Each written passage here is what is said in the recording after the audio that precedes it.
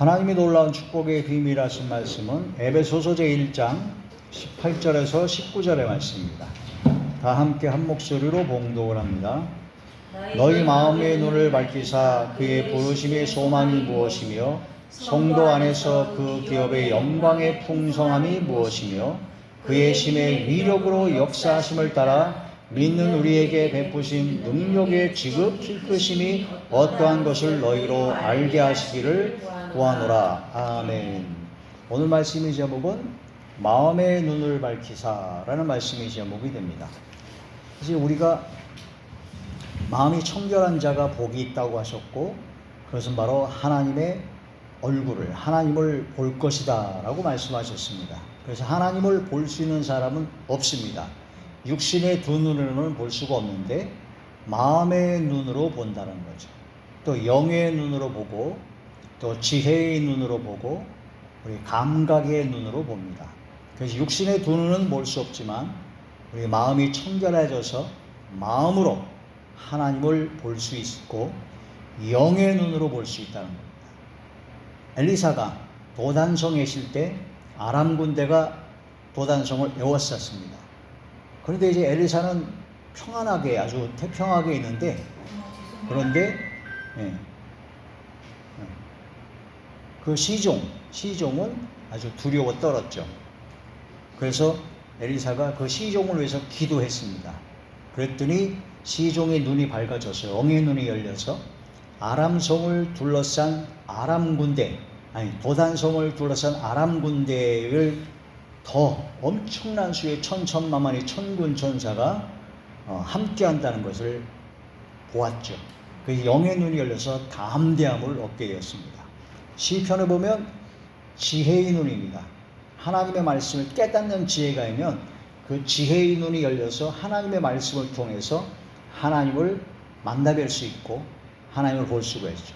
감각의 눈은 우리가 육신의 두 눈 아닌 손으로 만져보니, 손으로 만지는 것도 보는 것이고, 숨 쉬어보니, 귀로 들어보니, 또 느껴보니, 그 모든 것이 다 눈입니다. 보는 것이죠.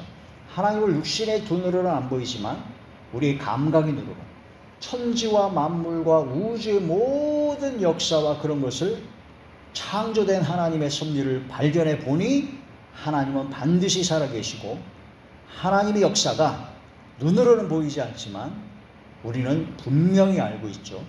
하나님이 나를 사랑하신다는 것을 우리 육신의 두 눈은 볼 수 없지만 분명히 우리는 느끼고 깨닫고 있다는 겁니다. 이것을 깨닫지 못하는 사람이 있고 이걸 깨닫는 사람이 있는데, 오직 성령의 충만함을 받아야 그게 깨달아지고 느껴지고 볼 수 있다 하는 그런 말씀이 됩니다. 오늘 본문의 말씀에 보면은 마음의 눈을 밝히사, 마음의 눈이 있는데 밝히 빛나야 됩니다. 마음의 눈을 밝히사. 자, 프린트으로 보시게 되면요, 전능하신 창조주 하나님을 육신의 눈으로는 볼 수 없고 마음의 눈으로 볼 수 있습니다. 마음이 청결해야 마음의 눈으로 하나님을 볼 수 있는 것입니다. 그래서 마음이 청결해야 되는 거죠. 예레미야서에 보면 만물보다 부패한 것이 사람의 마음이기 때문에 그 마음이 청결해야 하나님을 볼 수 있다. 자, 하나님을 본다는 것은 하나님을 알게 된다는 것입니다. 지혜와 계시의 영, 성령을 받아야 하나님을 알게 됩니다.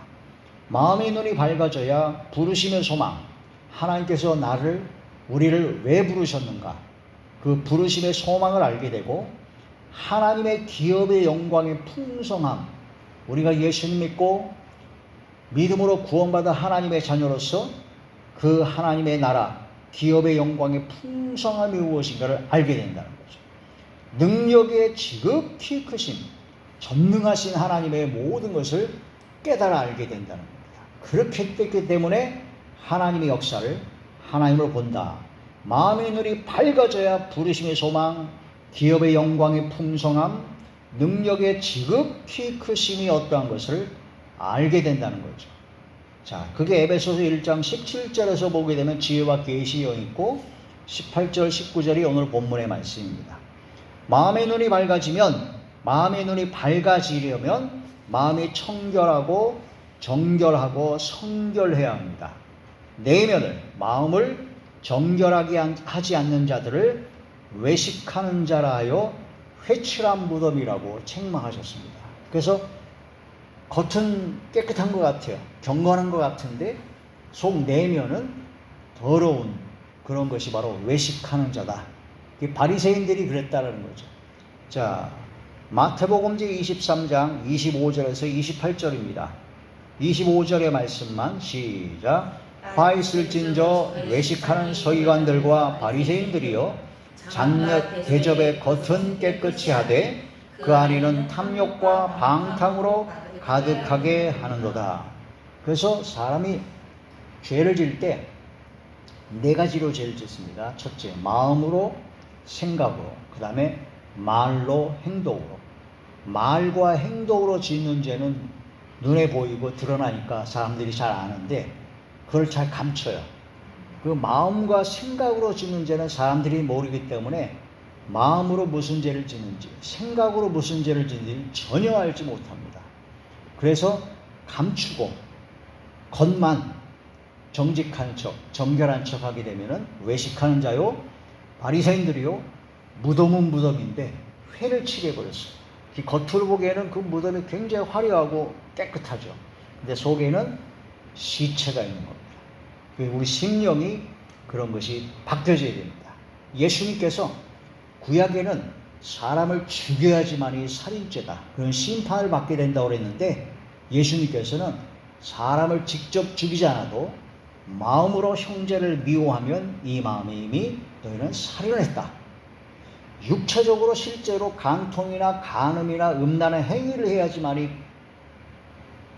간음이라고 했는데, 그래서 범죄하면 이제 죄값을 받고 막 심판을 받는데 예수님께서는 마음에 이미 음욕을 품는 자는 이미 간음을 했다라고 말씀하십니다.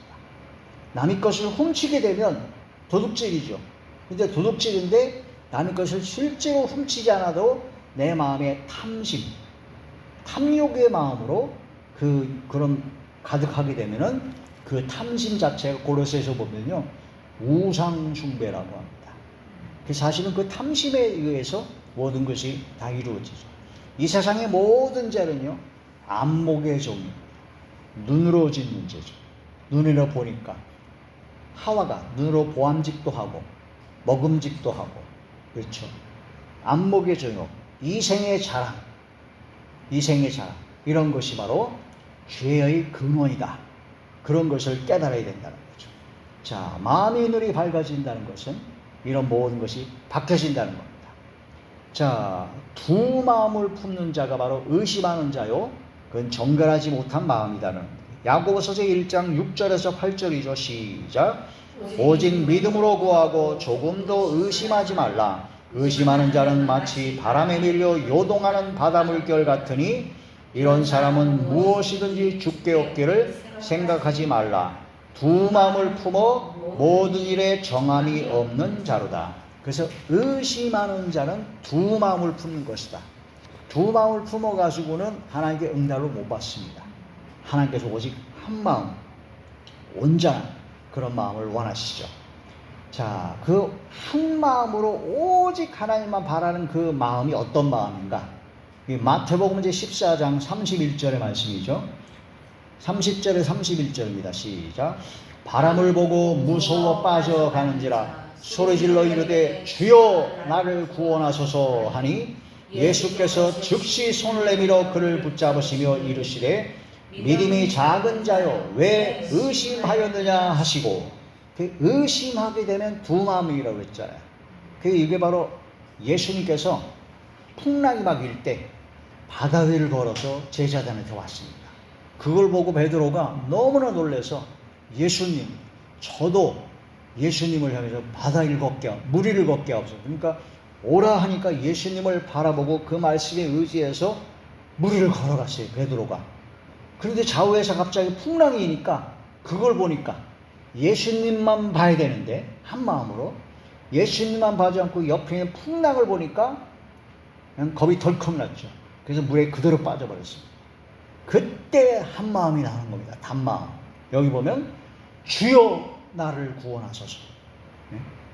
그때서야 오직 주님만 바라보고 주님만 간구하는 한 가지 마음, 단마음이 바로 의심 없는 정결한 마음이라는 거죠. 그때 예수께서 즉시 손을 내밀어 그를 붙잡으시며 믿음이 적은 자여 왜 의심하였느냐 하는 그런 말씀을 통해서 건져주셔가지고 베드로가 그때부터 예수님과 함께 무리를 또 걸어갔어요.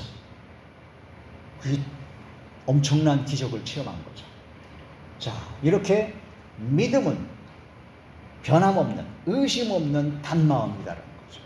그래서 우리가 정결한 마음은 오직 하나님만 바라는, 하나님만 기대하는 그런 간절한 그런 한 마음이 바로 정결하고 청결하고 성결한 마음이다 하는 그런 말씀이 됩니다. 그러면 하나님을 볼 것이며 하나님의 얼굴을 구하는 자가 되어야 된다는 거죠. 시편 제24편 3절에 6절입니다. 시작. 여호와의 산에 오를 자가 누구며 그의 거룩한 곳에 설 자가 누구인가? 곧 손이 깨끗하며 마음이 청결하며 뜻을 허탄한 데에 두지 아니하며 거짓 맹세하지 아니하는 자로다. 그는 여호와께 복을 받고 구원의 하나님께 의를 얻으리니 이는 여호와를 찾는 족속이요 야곱의 하나님의 얼굴을 구하는 자로다. 하나님의 얼굴을 구하는 자, 하나님을 보기를 원하는 자는 마음이 청결한 자라는 거죠. 그래서 팔복에 마음이 청결한 자는 복이 있나니 그가 하나님을 볼 것이며 하는 겁니다. 하나님의 얼굴을 본다는 것은, 하나님을 뵙는다는 것은 모든 문제의 해결입니다. 그냥 다 끝나는 거예요. 하나님을 보고 하나님과 만나면 마음이 청결한 자에게 하나님께서 선을 베푸신다고 했죠. 시편 제73편 1절입니다. 시작. 하나님이 참으로 이스라엘 중 마음이 청결한 자에게 선을 행하시나니. 마음이 청결한 자에게, 정결한 자에게 선을 행하신다는 거죠. 하나님의 말씀이 바로 마음을 청결하게 합니다. 그 요한복음에 보면요, 예수님께서 내가 너희에게 전한 말이 영이요 생명이라. 하나님의 말씀을 전해, 그 말씀을 듣고 제자들이 3년만 동안 따라다니면서 예수님 말씀을 들었잖아요. 그랬을 때 너희는 이미 깨끗해졌다. 그 하나님의 말씀을 듣고 심령이 깨끗해지는 겁니다. 귀신 들린 사람이 있는데 귀신 들린 사람을, 귀신을 쫓아내는 방법이 두 가지가 있습니다. 가장 정확한 방법은 이제 은사, 성령의 능력과 권능으로, 귀신 쫓는 권능이 있는 분이 예수의 이름으로 귀신을 쫓아낼 수가 있죠. 그런데 이제 그렇게 안 해도 귀신이 자연스럽게 나가게 되는 것은 어떻게 하냐면요, 딱 앉혀놓고 말씀을 계속 먹이는 겁니다. 말씀을 계속 전하면요, 귀신 들린 사람은 아주 듣기 싫어합니다. 귀를 틀어막고 난리예요. 딱 붙잡고 계속 말씀을 전합니다. 그럼 성경 말씀을 쫙 전하면 뭐 예화라든가 뭐 그런 철학적 그런 거 잘 안 되고 오직 하나님의 말씀을 그대로 전하는 겁니다. 그러면은 귀신이 그냥 나가버립니다. 그 어느 목사님이 이제 성령의 능력을 많이 받아가지고 막 귀신도 쫓아낼 수 있어요. 근데 그 목사님 어느 귀신 들린 사람이 있는데 집회할 때 맨 앞자리에 딱 나오게 하더라고요.